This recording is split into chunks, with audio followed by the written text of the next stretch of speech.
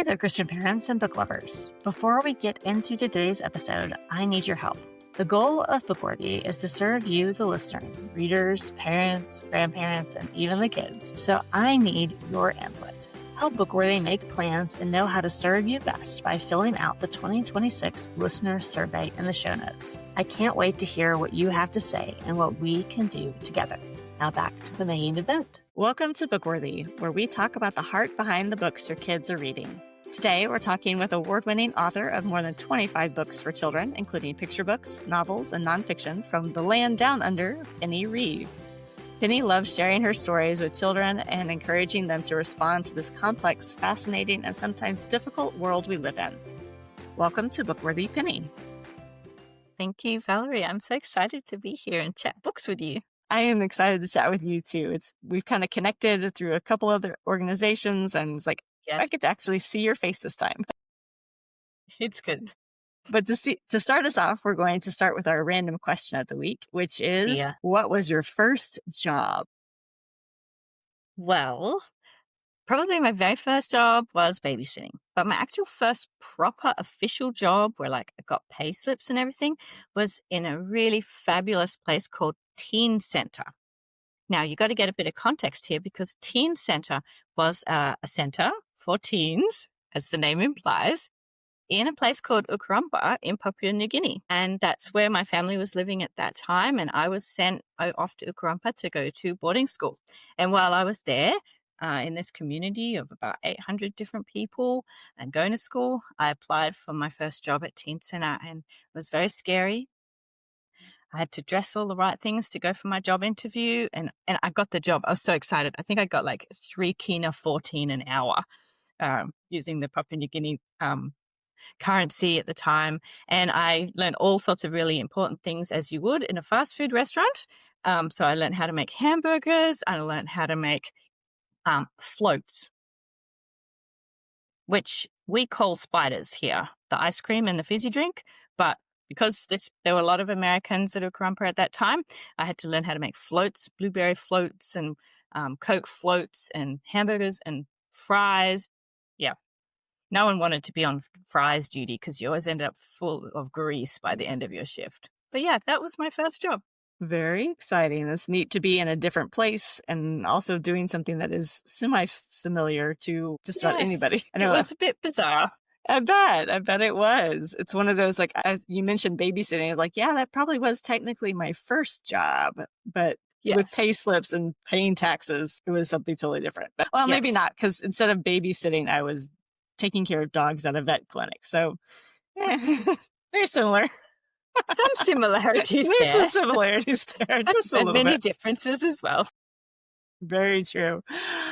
Well, Penny, tell us a little bit about your Tanya Abbey adventures and the latest in the series, Camp Max.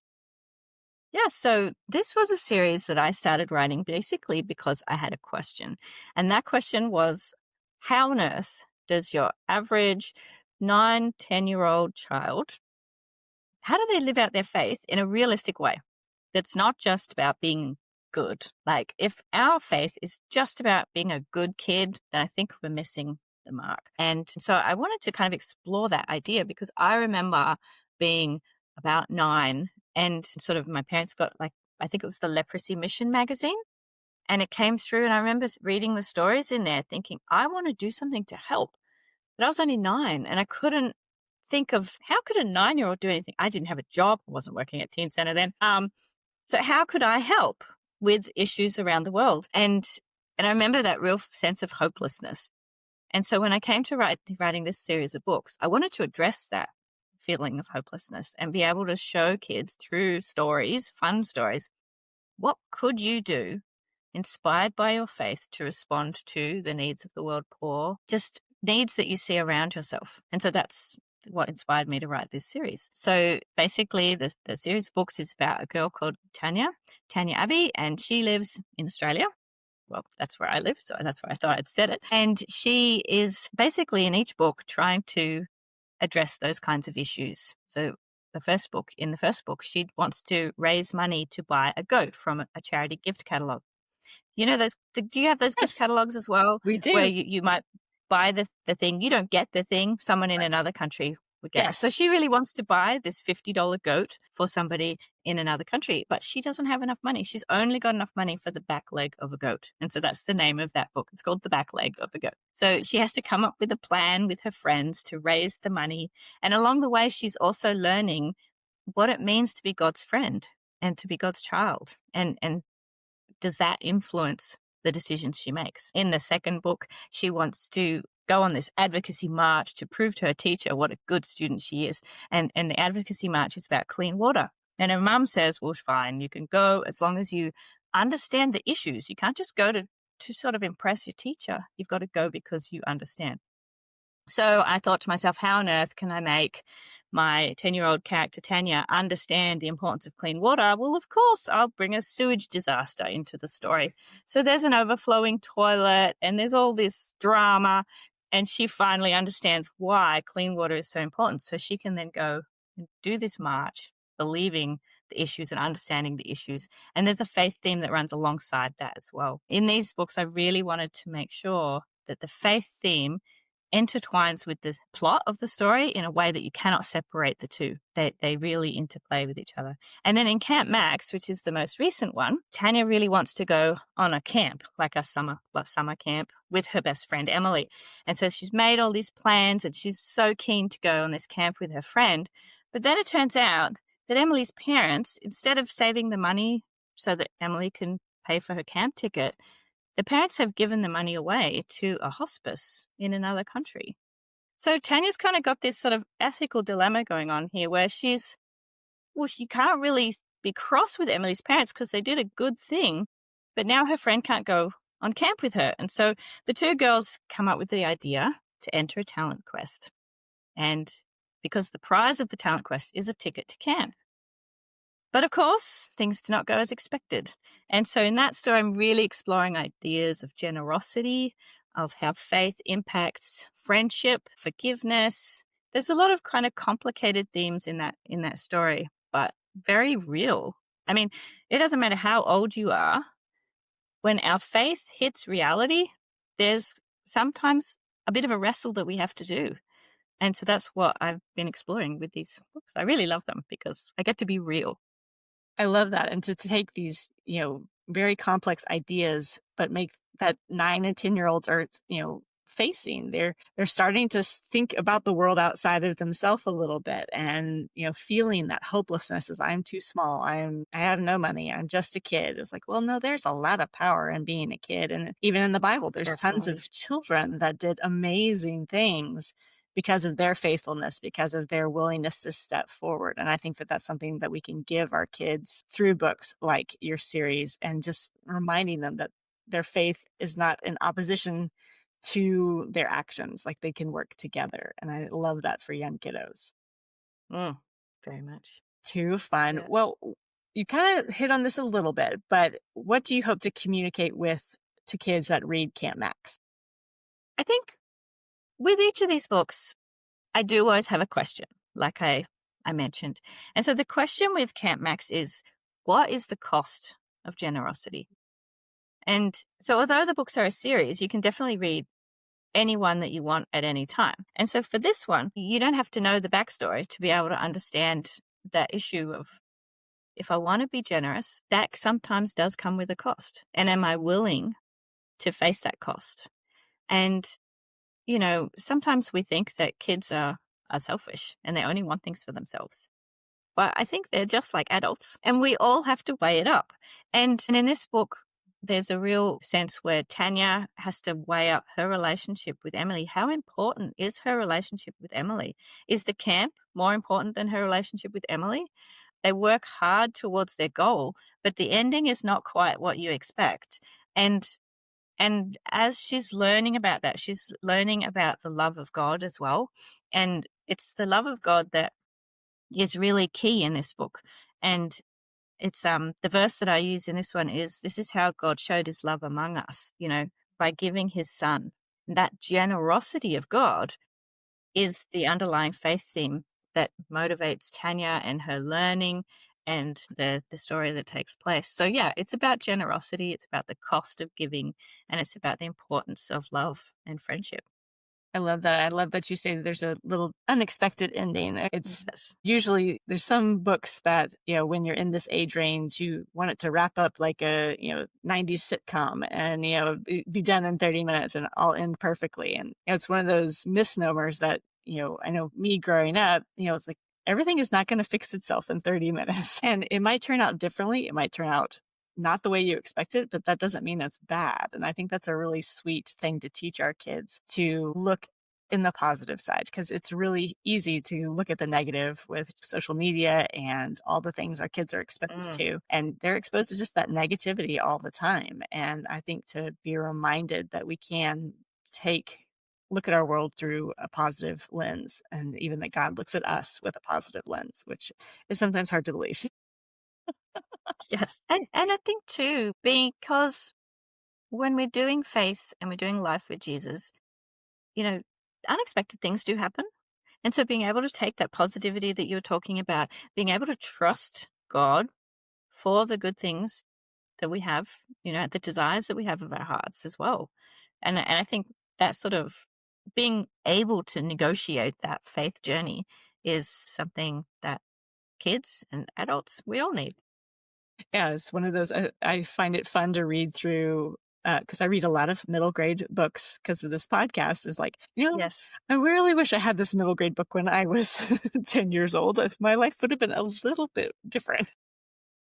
Very much so. And I think that's one of the reasons I write this sort of book for kids, because when I was in sort of, 10, 11, 12, I was at school and people used to pick on me because of my faith. Yeah. And I didn't have a lot of Christian friends in my community that I lived in at that time. And so I went to Christian children's fiction, which was kind of just starting at that time. And those guys showed me how to live for Jesus. They were fictional characters, but they kind of were my role models. I literally only put two and two together about this just in the last couple of years. And I realized this is why I want to write this kind of stuff as well, because, our kids need role models. They need role models in fiction to help them know it's okay. These issues matter. It's okay to keep growing and learning and making mistakes. That's part of the journey. That's part of life. Yes.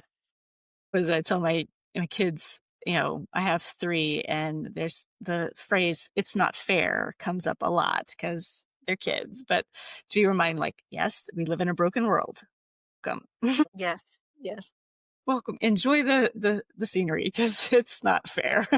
But it's fun to they kind of give me a look like, why are you happy about this, Mom? I'm like, I know who wins at the end, so I don't need to worry about it.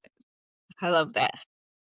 Too fun. Well, Penny, when did your writing journey begin? Well, it began properly for publication when my daughter was a baby, because people were being so generous, speaking of generosity, and were giving me lots of books as gifts. And I just loved that.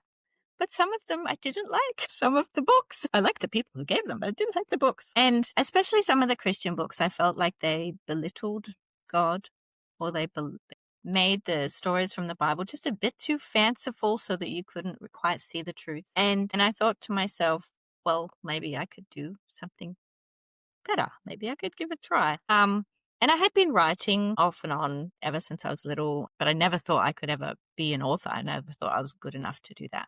So that was to actually get the guts to give it a try was my first hurdle. My first books that came out were these ones. They were very, very simple little books, just teaching God that, the elephant is big, but God is bigger. Just really solid truths like that.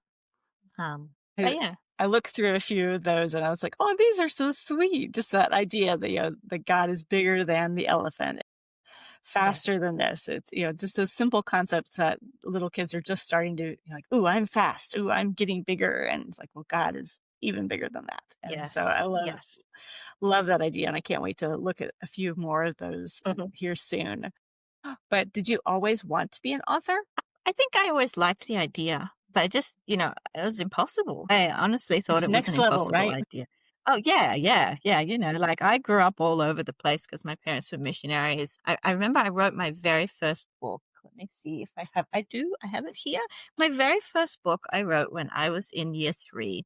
It's called Creepy Crawlies, including the spelling mistake, because I'm still not a very good speller. But I remember we wrote that book and we were told by our English teacher, I guess, or well, I was in year 3, so I didn't have an English teacher. But, we were told by our teacher, you need to do this book and make it the very best you can because we're going to read it to the little kids. And I remember just being full of the responsibility of communicating to an audience.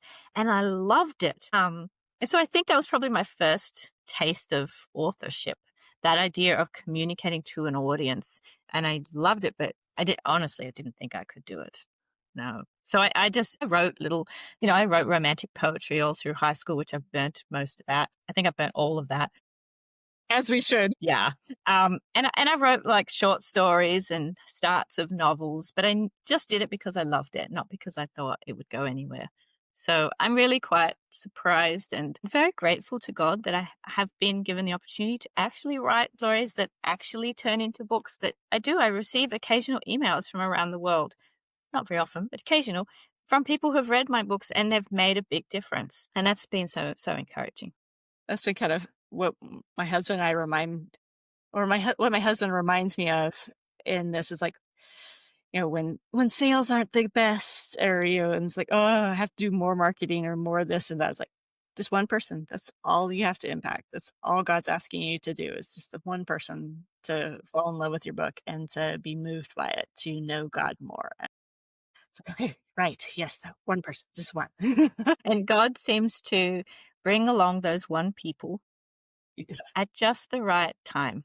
Just when you're about to go, that's it. What I'm doing isn't making a difference. Some random person will email and, just remind that you, one person. like little winks from God. Yeah. Fun. Keep going. Well, Penny, what is your favorite book? See, that was a hard question. I always find that a hard question because there are so many amazing books, but I did put some thought into it.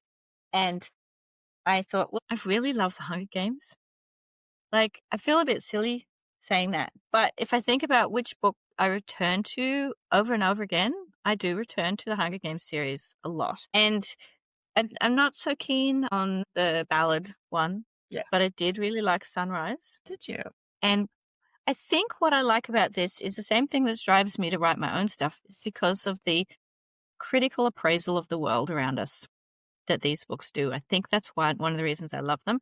Another reason I think I really love them is the way that they address mental health. Very true. And I think as somebody who's traveled through my own little journeys with depression over the course of my life, I do love the way that she tackles those subjects. It was really interesting when I was reading this. I was reading that, and then one of the evenings, I was almost near the end, we went and watched the Bonhoeffer movie that came out recently. Yes. And it was just so interesting to have the two things side by side. I'd imagine so. I've never thinking about propaganda, messaging, and I think they do motivate me to think about how do I live in this world around us. So I think that's why. But I'm still analyzing that. Yeah.